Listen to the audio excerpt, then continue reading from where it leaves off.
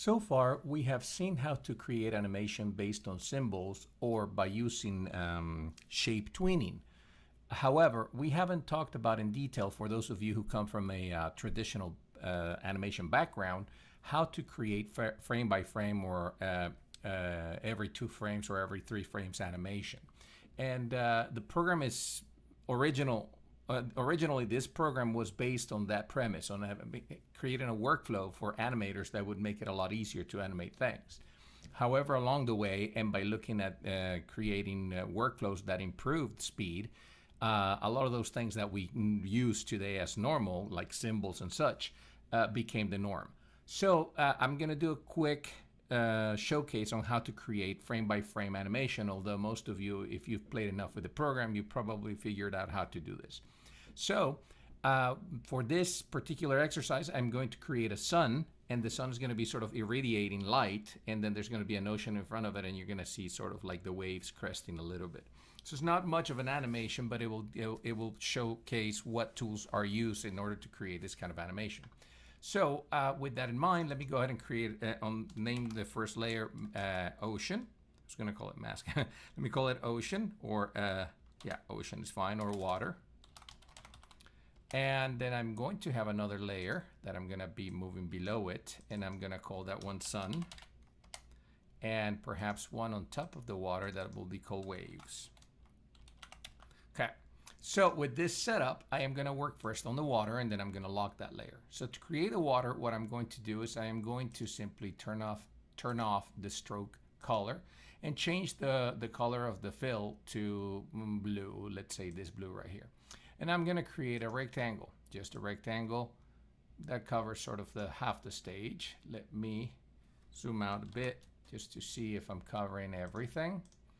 And let me bring that down and perhaps stretch it up a little bit. So just as to give it a little bit more presence, and that's it. That's going to be my ocean. Nothing else is going to go on that layer, so I can lock it and just keep it locked so that I don't move anything in it by accident.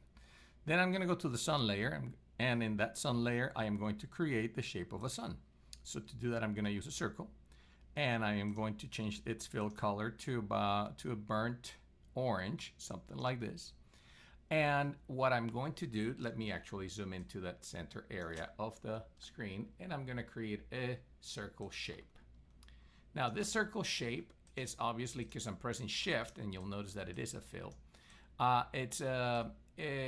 It's even because I pressed Shift as I was creating it. So in order to create more of a natural hand-drawn type of animation, it is good to disrupt the way the shape of the objects looks. So in this case, I want to go to the edge of the object. You'll notice that right now it is selected, so that's why I can go to the edge, and you'll notice that nothing happens to my mouse. But when I deselect it by clicking elsewhere, and then I go to the edge, you'll notice that my mouse gives me that little curve. And that curve is basically, as I've shown before, a way to manipulate the shape. So what I want to do is I just want to slightly make a bit of change to that shape, just a tad, so that it's not as even. It doesn't have to be gigantic. These work in little details. So with that in mind, let's just keep that way. And then what I want to do is I want to create 4 keyframes in front of this, empty keyframes, and start making changes as I go along that timeline to each one of the frames, one at a time. Hence the frame, 1 frame at a time, or 2 frames for animation. So I'm going to go for every 2 frames. So on the sun, I am going to go to frame 3, and I'm going to press F7 to add an empty keyframe. Then I'm going to go to frame 5, press F7 to add another keyframe. Then I'm going to go to frame 7 and get another keyframe in there. And then I'm going to extend the life of that keyframe all the way to frame 8. So let's go and extend that last frame by selecting this frame and pressing F5 on the keyboard. Then I'm going to extend the life of the ocean all the way. So I'm going to click on that frame here and press F5 to extend that visibility for that layer. And then I'm going to add empty keyframes for the top layer for waves as well. Now, if you don't want things to match, because this will force them to match, then my advice would be that you create waves or the sun or any of the clips as their own timeline, meaning a movie clip, and then bring them on top of the main stage. But for now, I'm just showing how to create the actual animation. So it's going to be even for now. I'm going to create F7, F7, F7, and extend that one by pressing F5, and there you go. So now I have my workflow, my workspace set up for this. Now what I want to do at this point is I want to go to the next frame here and use that same information that I used here, only slightly changed. So to do so, I select that fill, copy it, Control C on the keyboard, or you can go Edit Copy or right-click Copy, whichever one's fastest. Then go to the other frame, to the next frame, and then you're going to go and say Paste in Place. Control Shift V is the shortcut for that. When you do that, you'll notice that the fill, basically you made a copy of that content onto the next keyframe. And then on this one, you want to modify that slightly. But now, if you start modifying, let's say I modify it this way, I don't see a reference to what I did on the previous frame. And here is where using your onion skinning tools comes in handy. This basically is parallel to using your fingers to go through several sheets of animation at the same time when you're doing hand-drawn animation. So basically you place your different sheets of paper between fingers, and then you move your fingers up and down, sort of creating a wave motion, and then as they move, you actually can see how the animation is going to play for those 4 or 5 frames that you have in front of you. So to activate that onion skin in motion, what you're going to do is you're going to use this tool, this set of tools here. Let's click and long press it to see what we have in there. So by default, it will just say selected range if you have a selected range. If you want to onion skin all frames, then select all frames. If you want to just onion skin the anchor markers, and that would be markers that you actually place within your timeline, then that's what would be masked, and so on. So you also have the ability to change the settings for how onion skinning works. So if you click on that, you have the ability to change the colors to what's behind and in front of your actual onion skinning. You have the ability to change the opacity of every previous or forward onion skin state, and you can actually lock and anchor the markers to fixed positions, meaning that the onion skin won't move even if you move your time marker. So you have the ability to basically control all that from within this tool. So let me close that really quick, and I'm just going to use the defaults. By clicking on the button just to activate it, you'll notice that I get this little lines here. And as I move, these little lines are matching right now because I had all range before. They're selecting everything. But let's say I only had this many frames around my time marker. If I move, you notice that the markers, the anchors, move with it. You can stretch those manually if you want to, so that you select the entirety of your animation if you want to. So you have those ability. You have a lot of flexibility on how to control this thing. For now, I'm just going to keep everything as is right now, basically the entire animation. And then I'm going to use this to compare these two guys. Now, what happens is when you activate this, you'll notice that I see the sun that I had copied, and I no longer see the one behind. But when I go modify this one, I actually see a shade of blue because it's moving 3 frames back to look at what that frame looks like, the one that's behind, so that I can use a visual reference to make the changes to the next frame. This is what it's called frame by frame animation. So you can see that this type of animation can take a long time. So I'm going to go to the next frame here, and since I still have the sun in memory, I am going to press Control Shift and V on the keyboard to place the actual geometry, the shape. And then I'm going to deselect by clicking elsewhere on the stage, and then I'm going to go ahead and modify that one. And you'll notice that I'm making very tiny modifications. It's nothing significant, because for this to work, you'll see the result in just a second. Let me go ahead and paste it on the last empty keyframe, and I'm just gonna I'm gonna move a little bit at the top, and that's it. That's all I'm doing for that one. So now what's happening is that I'm seeing, as I scrub, I see all the states of everything that I have animated. Now it doesn't look like it's animated because it's showing everything here, but as you see the shades of color change, you see that there's some kind of motion happening there. Let me turn off the onion skinning utility, and you'll notice that when I play this back, when I scrub it, I actually see the sun moving. So to sell this a little bit better, we're gonna put, let's say, sun rays around this. So let's create a new layer, and I'm gonna call it sun rays.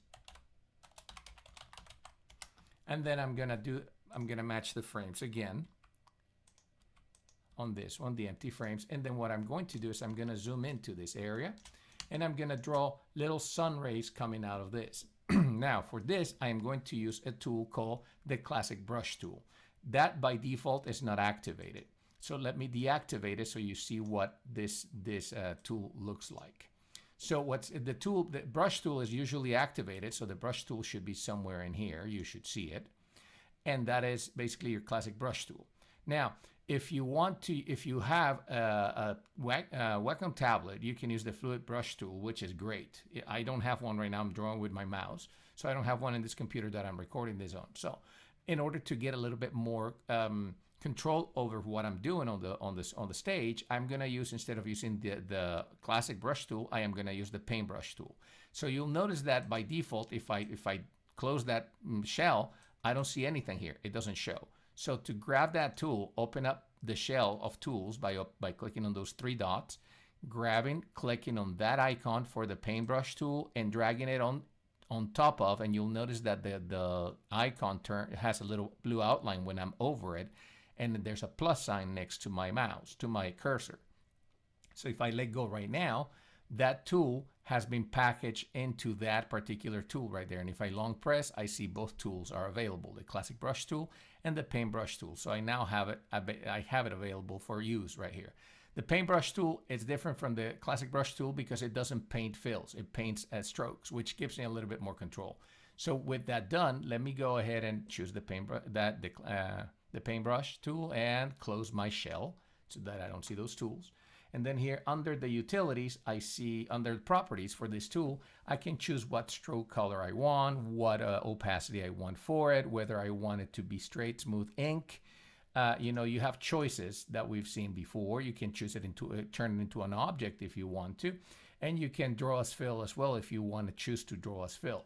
But by default, it is a stroke.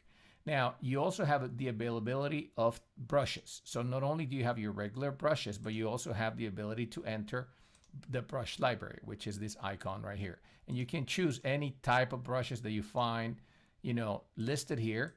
As a matter of fact, you can import brushes from other programs such as Photoshop, or you can, if you want to, create your own if you want to do that within the program. So I'm going to choose this one that I had picked before, which looks like a calligraphy brush, and it's the default calligraphy brush, by the way. I'm going to use a width of about 6 points, and then I want to make sure that my color matches that color. So I'll click on that and use the color picker to pick the color for the fill and for the stroke. And then what I'm going to do is I'm going to draw on having the sun rays layer selected. I'm going to lock the sun layer, and then I'm going to start painting the sun rays. I'm just going to simply paint around here, kind of like this lines around the sun. Okay. Then I'm going to go to the next frame, and I'm going to make sure that I turn on my, sorry, I painted a couple in the water, and I apologize for that. For some reason, it painted on a different layer. So let me go ahead and make sure that I have everything locked, and I only have the sun rays layer available. So I'm just simply going to place a couple lines here. Boom, boom, boom. Then I'm going to activate my onion skin tool, my onion skin utility, and I'm going to go to the next frame. You'll notice that they all got blued out, but that gives me a point of reference to how I want to paint the next set of rays if I want to make them move a little bit, and that's exactly what I want. I want that kind of organic feel to the drawing, to the actual animation. So let's go ahead, and that might be a bit too long, too far. And so I'm not going for perfection here, you guys, but this will drive the point home of how to do this type of animation. But you'll notice that having the onion skin activated gives me quite a lot of control as to where I want things to happen with my animation. Let me turn off the onion skinning, and let's loop this back. Make sure that it's on loop. There it is. Make sure that I stretch out to cover the entirety of the timeline, and let me play this back. And so you get this very organic animation happening on the screen now. At the same time, if you want to do waves, basically you would follow the exact same format. So let me go ahead and stop this from playback. Bring my playback head to the beginning, lock the sun rays layer, and activate the waves layer. And so in the waves, I'm going to use white because we're just drawing the foam of the waves. And I'm going to use the brush tool here. I'm going to just go ahead and paint a couple of waves. Not a lot of stuff going on this one. And again, you can get as detailed as you want. You might want to increase the size for the next lot, for the next grouping. And let's say I want it to be here. Maybe I don't want it to be as patterned. Let's go like this, and let's go like that. So now I'll go to the next frame. Let me activate my onion skinning, and let's go to the next frame. And on this frame, I am going to draw this wave moving ever so well. Maybe I want to reduce these a little bit again to 6, and just move them around a little bit so that they don't match the previous one exactly. And on this guy, boom, let's move that, and let's move this. And then on the next frame, with the onion skin inactivated, I actually see pretty well where my waves are going to be. Ooh, that's a horrible wave. I want this to be a little bit smoother. So again, you spend as much time as you want as you're working on a project, or as you need to get to whatever your vision happens to be. And then the last frame is this one. I'm just going to go for quickly just place drawings. I'm not going to go for a lot of detail because by now I feel that you probably get the point of what onion skinning does for you. So let me turn off that onion skin tool and let me loop this and see what that looks like. So you get one of those very organic animations that you see today in the, in commercials, or as part of backgrounds for different animations. So it's extremely easy to do. It's time consuming, but it's easy to do because it provides you with a lot of flexibility and points of reference versus having to be constrained to the properties of symbols that you create, and that force you to basically use, almost mechanically speaking, the different pieces of your animation. And so if you have a background that is more hand-drawn animation based, this would be a better option for you to create your animations. Now, let's assume you completed this. You can always wrap all this into a symbol and make it work in one single frame. So to do that, let me stop this animation really quick. Let me unlock everything. And I'm going to select all of the frames. At the same time, I'm going to make sure that I select the Edit Multiple option and go for Selected Range so that I stretch out to select everything. And then I'm going to press Command A or Control A on the PC to select absolutely everything. I'm selecting all of the frames. Then I'm going to cut them, cut frames. And then I'm going to remove all of these layers. I'm going to create one layer only that's going to be called Main Anime. And that would be the animation that will contain everything, or the layer that will contain everything.